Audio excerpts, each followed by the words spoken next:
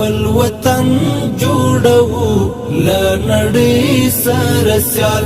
د افغانستان اسلامي امارت د اوبو مهارولو او مدیریت لپاره قوي هوډ لري او دا یې له لومړیتوبونو څخه دی. په تیرو 2 لسیزو کې د جګړو، سیاسي او اقتصادي بېثباتۍ، اقلیمي بدلون او ورځ تر بلې زیاتېدونکی نفوس هغه لاملونه وو چې افغانستان یې له سختو ټولنیزو او اقتصادي ستونزو سره مخ کړی دی. نو اوس اړتیا ده چې د هېواد ځان بساینې، ټولنیز او اقتصادي پرمختګ لپاره اوبه مهار او په دې برخه کې پراخه پانګونه وشي. په دې برخه کې د افغانستان اسلامي امارت د تیر یو کال په بهیر کې کوټلي ګامونه اوچت کړي دي. د روان لمریز کال په لومړیو کې الحاج ملا عبدالغني برادر اخوند په مشرۍ د هېواد په شمال کې د آمو پر سیند د قوشتېپې کانال د چارو پیلېدل چې په یوه ثانیه کې 650 متر مکعب په اندازه اوبه د بلخ، جوزجان او فاریاب ولایتونو ته انتقالوي او 15,50,000 هکتاره ځمکه خړوبوي. دغه راز الحاج ملا عبدالغني برادر اخوند د روان لمریز کال په اسد میاشت کې د کجکي بند دویم فاز پرانیست چې د برېښنا ظرفیت یې له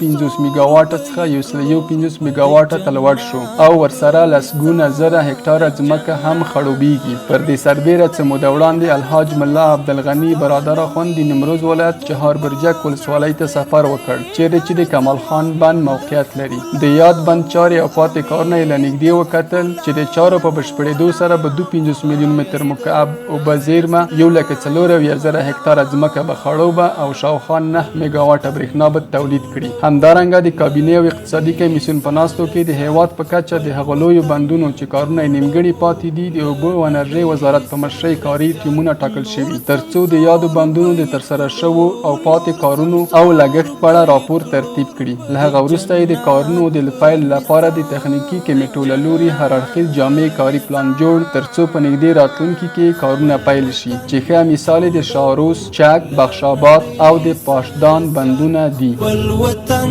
جوړو